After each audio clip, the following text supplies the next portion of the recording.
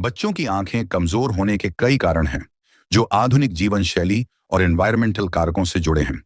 यह समस्या आजकल बढ़ती जा रही है, खासकर मायोपिया, निकट दृष्टि दोष के मामलों में। आइए इसके कारणों और बचाव के उपायों को समझते हैं। बच्चों की आंखें कमजोर होने के कारण। 1.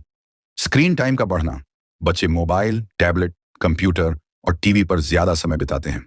लंबे समय तक स्क्रीन देखने से आंखों पर दबाव पड़ता है, जिससे ड्राई आईज, थकान और मायोपिया का खतरा बढ़ता है।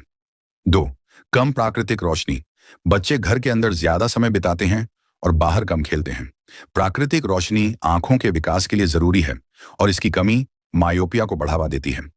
3. गलत पढ़ने की आदतें। कम रोशनी में पढ़ना, किताब को बहुत पास रखना या गलत पोस्चर में पढ़ना आंखों पर जोर डालता है। 4. पोषण की कमी। विटामिन ए, सी, ई और ओमेगा 3 जैसे पोषक तत्वों की कमी आंखों की सेहत को प्रभावित करती है।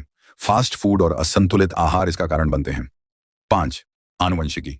अगर माता पिता को चश्मा है तो बच्चों में मायोपिया या अन्य दृष्टि समस्याओं का खतरा ज्यादा होता है। 6. अन्य कारक। प्रदूषण, धूल और एलर्जी भी आंखों को नुकसान पहुंचाते हैं, जिससे जलन और कमजोरी हो सकती है। आइए जाने इससे कैसे बचा जा सकता है। 1. स्क्रीन टाइम सीमित करें। बच्चों का स्क्रीन टाइम 1 से 2 घंटे प्रतिदिन तक सीमित करें।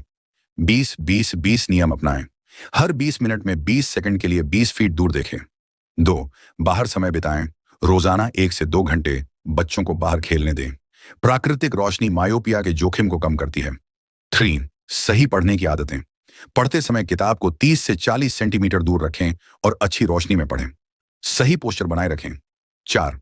पौष्टिक आहार, गाजर, पालक, ब्रोकली, मछली, बादाम और संतरे जैसे खाद्य पदार्थ शामिल करें, जो विटामिन ए और ओमेगा 3 से भरपूर हों। 5. नियमित आंखों की जांच।